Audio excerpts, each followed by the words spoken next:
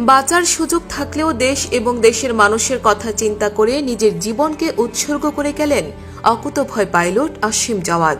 এক্ষেত্রে তিনি তার মা বাবার কথা চিন্তা করেননি, ভাবেননি প্রিয়তমা স্ত্রী কিংবা আদরের সন্তানদের কথা।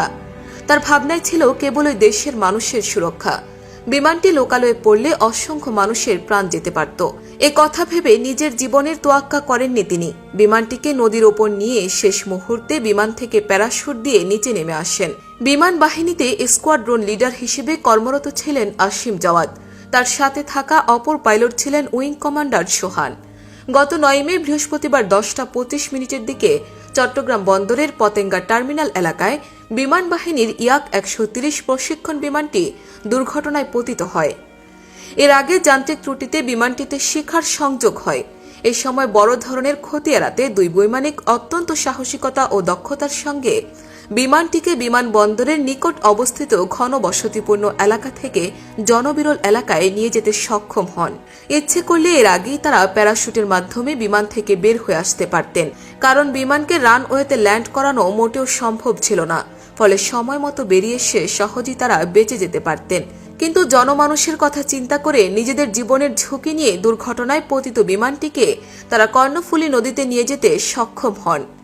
এর ফলে অনেক বড় ধরনের ক্ষতির হাত থেকে রক্ষা পায় স্থানীয় মানুষজন। দুর্ঘটনায় পতিত বিমানটি থেকে সাথে সাথে বেরিয়ে এলে এটি যে কোনো জায়গায় গিয়ে বিধ্বস্ত হতে পারত, হয়তো কারো ঘরের ওপর অথবা কোনো লোকালয়ে গিয়ে সেটি আঘাত হানত। সেক্ষেত্রে ব্যাপক ক্ষয়ক্ষতি হওয়ার সম্ভাবনা ছিল। সেই কথা চিন্তা করে তারা নিজেদের জীবনের চাইতে দেশের সম্পদ এবং দেশের মানুষকে রক্ষা করার জন্য প্রাণপণ চেষ্টা করেছেন। এ কথা ভেবেই শিকার সংযোগ হওয়া বিমানটিকে পাইলটরা নদীতে নিয়ে আসতে সক্ষম হন এবং বিমানটি নিচে পড়ে যাওয়ার কয়েক সেকেন্ড আগে তারা ইঞ্জেকশন করে বের হয়ে আসেন। আর সাহসী এমন সিদ্ধান্তে দেশের মানুষকে বাঁচিয়ে অন্য ভুবনে পাড়ি জমিয়েছেন অকুতোভয় pilot squadron leader Asim Jawad. দক্ষ এই পাইলট তার কর্ম এবং ব্যক্তিজীবনে ছিলেন বেশ সফল একজন মানুষ।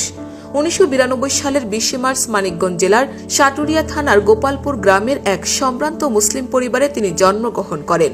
তার পিতার নাম ডক্টর মোহাম্মদ আমানুল্লাহ এবং মাতার নাম নীলুফা আক্তার খানম। স্কোয়াড্রন লিডার আসিম জাওয়াদ 2007 সালে সাভার ক্যান্টনমেন্ট পাবলিক স্কুল থেকে এসএসসি, 2009 সালে সাভার ক্যান্টনমেন্ট পাবলিক কলেজ থেকে এইচএসসি এবং 2012 সালে বাংলাদেশ ইউনিভার্সিটি অব প্রফেশনালস থেকে বিএসসি অ্যারো পাশ করেন। 2010 সালের 10 জানুয়ারি তিনি বাংলাদেশ বিমান বাহিনীতে যোগদান করেন এবং 2011 সালের 1 ডিসেম্বর ক্যাডেটদের জন্য সর্বোচ্চ সম্মান সোর্ড অব অনার প্রাপ্তি সহ জিডিপি শাখায় কমিশন লাভ করেন। চাকরিকালীন সময়ে তিনি বিমান বাহিনীর বিভিন্ন ঘাঁটি ও ইউনিটে গুরুত্বপূর্ণ পদে নিয়োজিত ছিলেন। তিনি পেশাদারী দক্ষতা ও সাফল্যের স্বীকৃতিস্বরূপ মফিজ ট্রফি, বিমান বাহিনী প্রধান ট্রফি ও বিমান বাহিনী প্রধানের প্রশংসাপত্র লাভ করেন।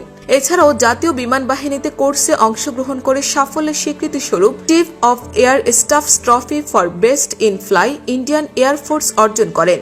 তার কমিশন প্রাপ্তির পর চাকরিকাল 12 বছর 5 মাস 9 দিন। চলে যাওয়ার কালে তার বয়স হয়েছিল 32 বছর 1 মাস 20 দিন। তিনি স্ত্রী, 1 কন্যা, 1 পুত্র, বাবা মা এবং অসংখ্য গুণগ্রাহী রেখে গেছেন। এই বৈমানিকের চলে যাওয়ার খবরে এলাকায় শোকের ছায়া নেমে এসেছে। কান্নার রোল পড়েছে তার স্বজন ও প্রতিবেশীদের ঘরে। একমাত্র সন্তানকে হারিয়ে বাক্রুদ্ধ হয়ে পড়েছেন মা নীলুফা আক্তার খানম। বারবার তিনি জ্ঞান হারাচ্ছেন। আসিম জাওয়াদের অকাল প্রস্থানে প্রধানমন্ত্রী শেখ হাসিনা, বিমান বাহিনী প্রধান সহ আরো অনেকে শোক জানিয়েছেন। বিমান বাহিনী প্রধানের নির্দেশক্রমে দুর্ঘটনার কারণ উদ্ঘাটনের জন্য ইতোমধ্যে বিমান বাহিনীর একটি উচ্চ পর্যায়ে